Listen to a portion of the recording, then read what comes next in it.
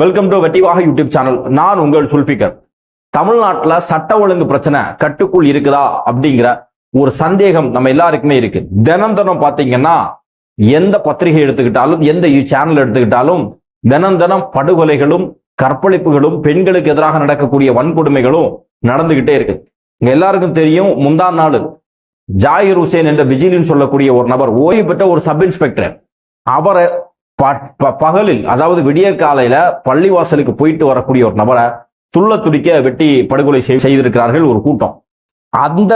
அந்த பிரச்சனை சம்பந்தமாக சட்டமன்றத்தில் கவன ஈர்ப்பு தீர்மானத்தை விடுதலை சிறுத்தைகள் கட்சி, காங்கிரஸ், அதிமுக மாதிரியான கட்சிகள் கொண்டு வந்திருக்கிறது. மனிதநேய மக்கள் கட்சி எல்லாம் கொண்டு வந்திருக்கிறது. அதற்கு முதல்வர் பதில் சொல்கிறார், தமிழ்நாட்டில் சட்ட ஒழுங்கு கட்டுக்குள் இருக்கிறது, பிரச்சனைக்கு தீர்வு காணுவோம், தவறு செய்தவர்கள் யாரா இருந்தாலும் நாங்க அவங்கள விடமாட்டோம் அப்படின்னு பேசிக்கிட்டு இருக்கக்கூடிய அதே நேரத்துல முதல்வர் சட்டமன்றத்தில் பேசிக்கிட்டு இருக்கிறார். இந்த பக்கம் பாத்தீங்கன்னா ஈரோட்ல ஜான் சொல்லக்கூடிய ஒரு ரவுடின்னு சொல்றாங்க, அவரை துள்ள துடிக்க படுகொலை செய்கிறார்கள்.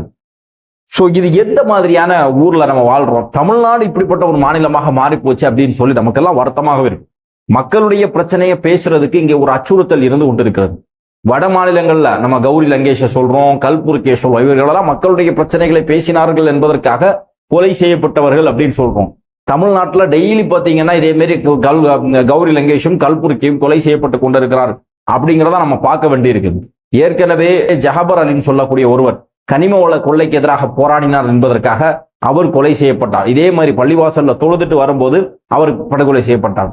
வேலூர்ல வசீம் அக்ரம் சொல்லக்கூடிய ஒருவர் போதை கலாச்சாரத்திற்கு எதிராக, இந்த போதை வஸ்துக்களுக்கு எதிராக தொடர்ந்து காவல்துறையில எல்லாம் வழக்கு கொடுத்திருந்தார்.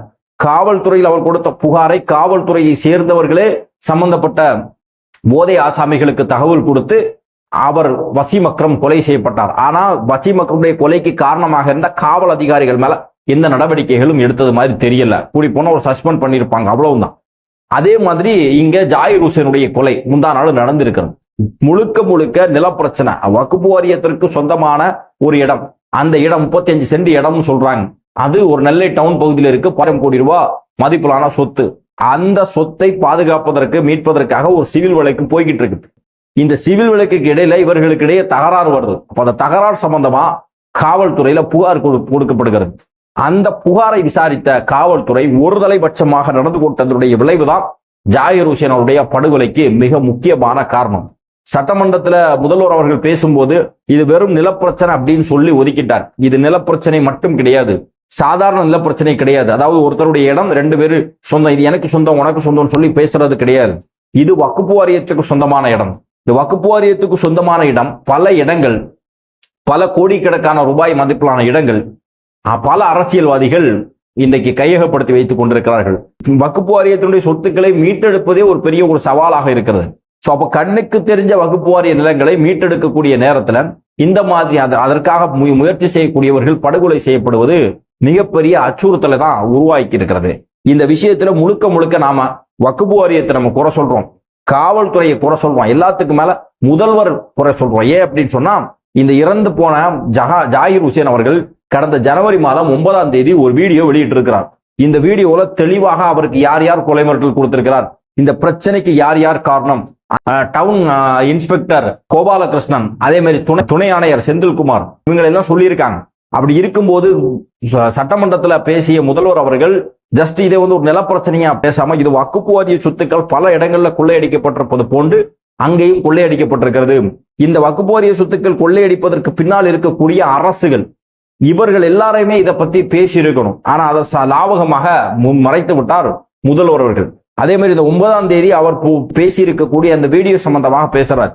அந்த வீடியோ சம்பந்தமாக விசாரணை நாங்க நடத்துவோம் அப்படின்னு சொல்லி இருக்கிறார். ஆனா அந்த 9ஆம் தேதி அவர் பேசின அந்த வீடியோல அவர் என்ன சொல்றாருன்னா, இது சம்பந்தமாக முதலமைச்சருடைய தனிப்பிரிவுக்கும் நாங்கள் புகார் கொடுத்திருக்கிறோம் அப்படிங்கிறத தெளிவா சொல்லி இருக்கிறார்.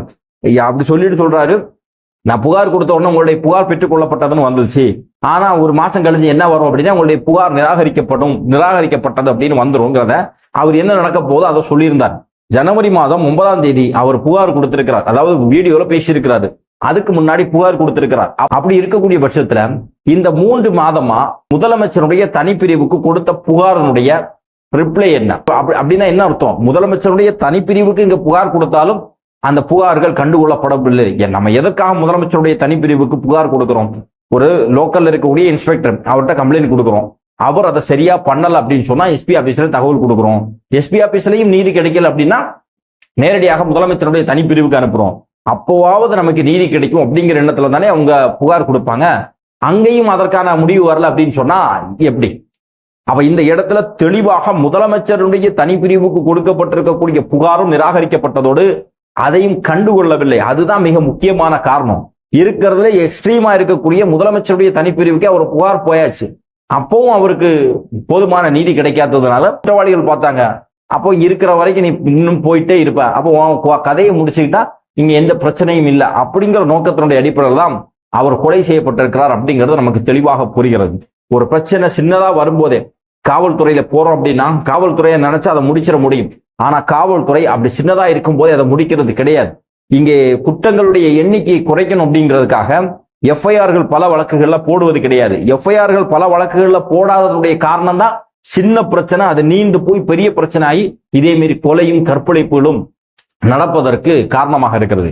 இன்னொரு விஷயம், இந்த கொலையில மிக முக்கியமாக குற்றச்சாட்டு செய்ய வேண்டியது என்னன்னா வக்ஃப் வாரியத்தை தான். இந்த வக்ஃப் வாரியம் அப்படிங்கிறது ஊழலில் திளைத்து இருக்கிறது. அந்த வக்ஃப் இன்ஸ்பெக்டரும் சரி வக்ஃப் கண்காணிப்பாளரும் சரி இவர்கள் 2 பேருக்கும் இந்த பிரச்சனை சம்பந்தமாக தெரியாமல் இருக்காது. வக்ஃப் வாரியம் அப்படிங்கிறது ஒரு இன்ஸ்டிடியூஷன். இந்த இன்ஸ்டிடியூஷன் எதுக்கு இருக்கு அப்படின்னா வக்ஃப் நிலங்கள் இதே மாதிரி யாராவது அபகரிச்சாங்கன்னு சொன்னா அதை மீட்டெடுப்பதற்கு போராடுவதற்கு அதுக்காக வகுப்பு தீர்ப்பாயம் எல்லாம் இருக்குது. அப்படி இருக்கக்கூடிய பட்சத்துல இவ்வளவு பெரிய ஒரு இன்ஸ்டிடியூஷன் இருக்கும்போது ஏன் ஒரு தனிநபர் அதற்காக போராட வேண்டிய சூழல் இருக்குது?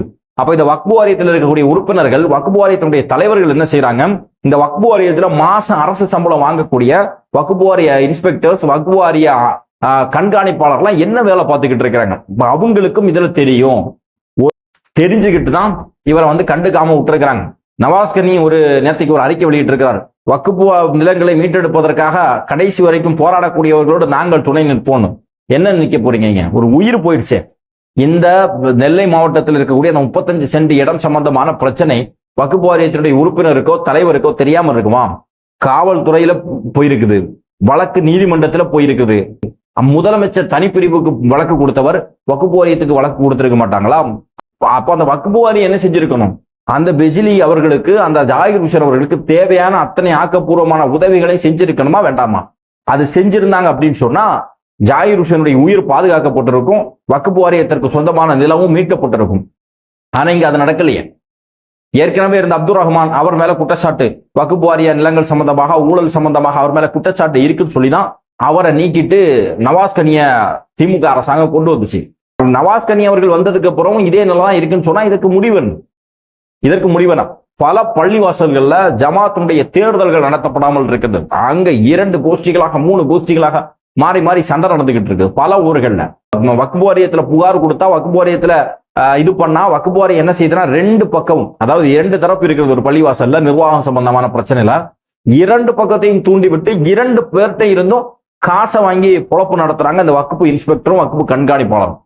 அப்படிப்பட்ட மோசமான செயல். பள்ளிவாசல்கள் இறைவனுடைய இறை இல்லமாக இருக்கிறது.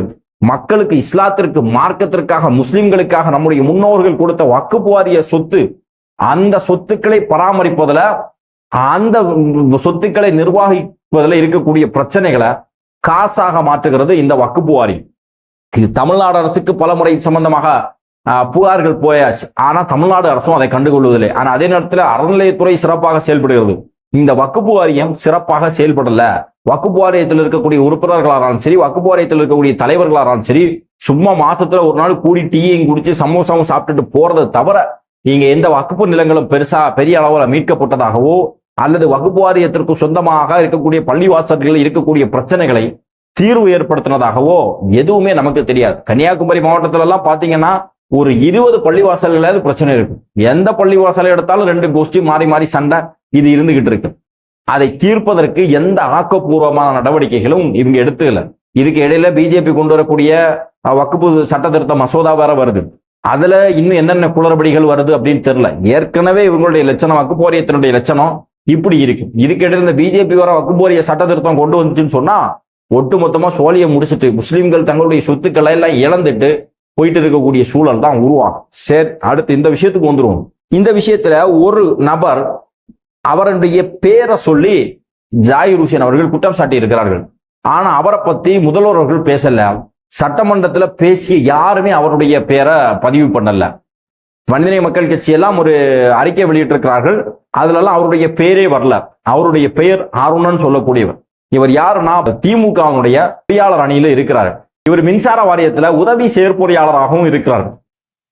இந்த உதவி செயற்பொறியாளராக இருக்கக்கூடிய இந்த அருணன் அவர்கள் இறந்து போன ஜாகிர் ஹுசேன் அவர்களுடைய பேர்ல பொய்யாக லெட்டர் பேட் ரெடி பண்ணி பொய்யாக கையெழுத்து போட்டு அந்த இபியினுடைய நம்பரை பேரை மாத்தி இருக்கிறார். இதை அவர் கண்டுபிடிச்சு அதை பிரச்சனை பண்ணியிருக்கிறார்.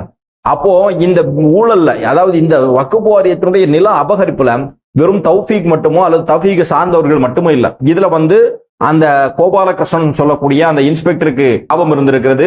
அதே மாதிரி அந்த ஆணையர் சொல்லக்கூடிய செந்தில்குமாருக்கு லாபம் இருந்திருக்கிறது. அதே மாதிரி அருணன் உட்பட இன்னும் யார் யார் இதுல சம்பந்தப்பட்டிருக்கிறார்களோ எல்லாருக்கும் லாபம் இருந்திருக்கிறது. அப்போ இந்த வழக்கு இவர் கொடுக்கறதுனால, இந்த வக்ஃப் வாரியத்தை மீட்பதனால இவங்க எல்லாருக்குமே நஷ்டம் ஏற்படக்கூடிய சூழல் உருவாதனால கடந்த 9ஆம் தேதி, அதாவது ஜனவரி மாதம் 9ஆம் தேதியே யார் யார் தன்னுடைய கொலையை மிரட்டுகிறார்கள், யாரால் என்னுடைய உயிருக்கு அச்சுறுத்தல் இருக்கும் சொல்லி வெளிப்படையாக அவர் வெளியிட்டதுக்கு பிறகும் இந்த தைரியமா அவரை கொலை செய்யணும்னு சொன்னா இதற்கு பின்னாடி மிகப்பெரிய சதி இருந்திருக்கணும், மிகப்பெரிய ஒரு கூட்டம் இருந்திருக்கணும். இது இல்லாம இருந்திருக்காது அப்படிங்கறதா நம்முடைய அனுமானம். அப்படி இருக்கக்கூடிய பட்சத்துல வெறும் இந்த இன்ஸ்பெக்டரை சஸ்பெண்ட் பண்றதோ அல்லது காவல் இணை ஆணையாளரை சஸ்பெண்ட் பண்றதோ மட்டுமே கூடாது. மாறாக இந்த குற்றத்தில் அவர்களும் ஈடுபட்டிருக்கிறார் சொல்லி கொலை வழக்கு அவர்கள் மேலையும் பதிவு செய்யணும். காவல்துறை, நான் கேட்கிறேன், காவல்துறை ஒரு சாதாரணமாக ஒரு மனிதன் கொலை செய்யப்பட்டிருக்கிறார் அப்படின்னு சொன்னா அந்த குற்றத்துல யார் யார் சம்பந்தப்பட்டிருப்பார்களோ சந்தேகத்துக்குரிய நபர் உட்பட அனைவருடைய பெயரையும் சேர்த்து தானே வழக்கு பதிவு செய்யப்படும். அவர்கள் மேல எஃப்ஐஆர் போட்டு தானே கூப்பிட்டு விசாரிப்பாங்க. அவர்கள் மேல குற்றம் இருக்குது குற்றம் இல்லை அப்படிங்கறத நீதிமன்றத்துல தானே முடிவு செய்ய முடியும்.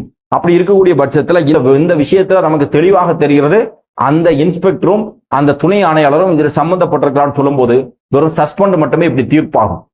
அதே மாதிரி கூலிப்படை செஞ்சிருக்காங்க, ஓகே, வாக்குமூலம் கொடுத்திருக்கிறதுல எனக்கு இந்த அருணன் அவராலையும் எனக்கு இந்த பிரச்சனை இருக்குது, இந்த காவல்துறை தான் இதை எல்லாமே செட் பண்றாங்க, நான் யாருக்கெல்லாம் புகார் கொடுக்கிறேனோ இதையெல்லாம் எடுத்து எனக்கு எதிராக இதை செட் பண்றதே காவல்துறை தான் சொல்லியிருக்கிறார்.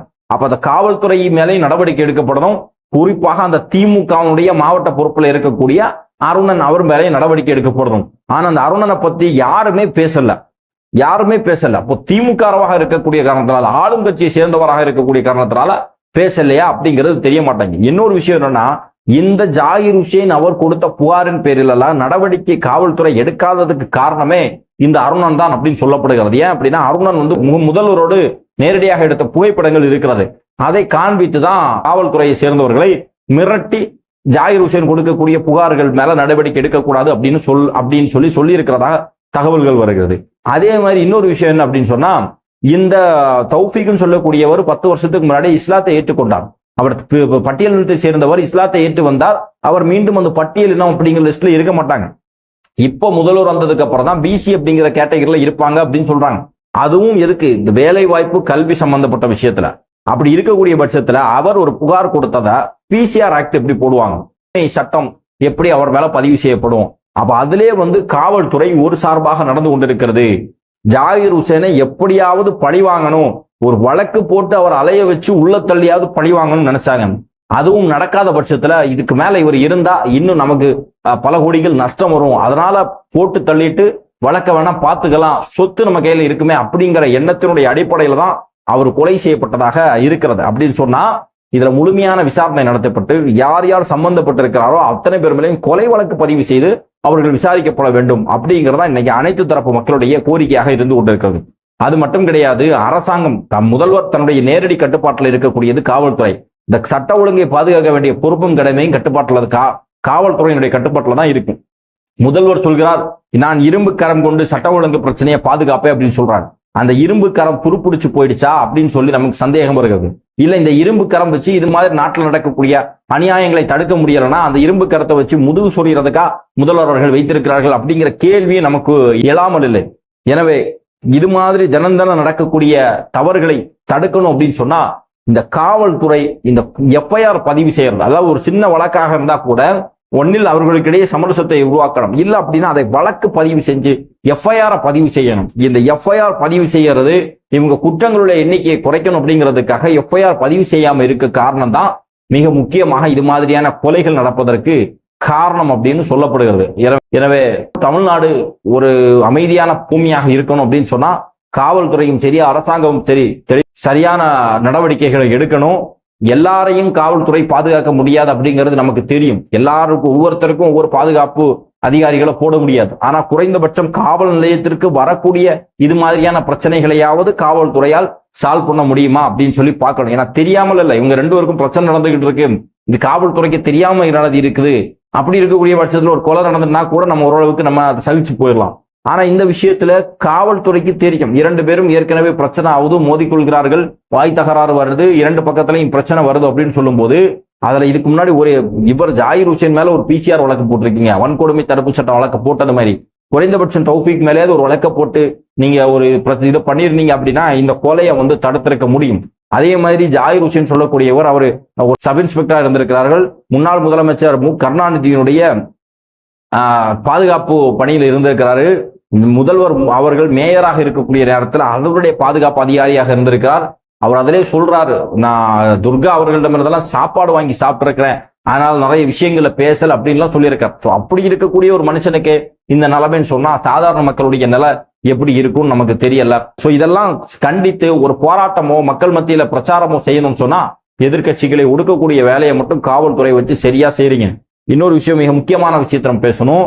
ஏற்கனவே தமிழக வெற்றி கழகம் சார்பில் ஒரு போராட்டம் நம்ம பண்ணோம். தென்காசியில் நடைபெற்ற போராட்டம், ஒரு சில இடங்களில் நடைபெற்ற போராட்டத்துல இந்த காவல்துறை சேர்ந்தவர்கள் எல்லாம் நம்முடைய தொண்டர்கள் மத்தியிலையும் சரி நம்முடைய நிர்வாகிகளையும் ரொம்ப பயங்கரமா ஒரு ஹீரோயிசத்தை காட்டினாங்க. ஆனா கடந்த 2 நாட்களாக பாஜக சார்பாக ஒரு சில இடங்களில் நடக்கக்கூடிய போராட்டங்கள்ல காவல்துறை பாஜகவுடைய நிர்வாகிகளிடம் கெஞ்சக்கூடியதை நம்ம பார்க்கிறோம். நேற்றைய தினம் கூட ஹெச் ராஜா ஒரு இடத்துல வலுக்கட்டாயமா இந்த ரோட்ல நான் போயே ஆவேன்னு சொல்லும் போது ஒரு அதிகாரி அந்த ஹெச் ராஜாவிடம் போய் ஹெச் ராஜாவிட்ட கெஞ்சக்கூடிய ஒரு சூழலை பார்க்கிறோம். அப்போ பாஜக மாதிரியான கட்சிகளிடம் நீங்கள் கெஞ்சுவதும் தமிழக வெற்றி கழகம் மாதிரியான சாதாரண அதிகாரத்தில் இல்லாதவர்களிடம் ஹீரோயிசத்தை காட்டுறதும் உங்களுடைய ஆட்டிடியூட காட்டுறதும் எந்த வகையில நியாயம் அப்படிங்கிறதையும் நான் கேட்டுக்கொண்டு அன்பான சகோதரர்களே, இந்த வீடியோ சம்பந்தமாக உங்களுடைய மேலான கருத்துக்களை பதிவு செய்யுங்கள். நன்றி.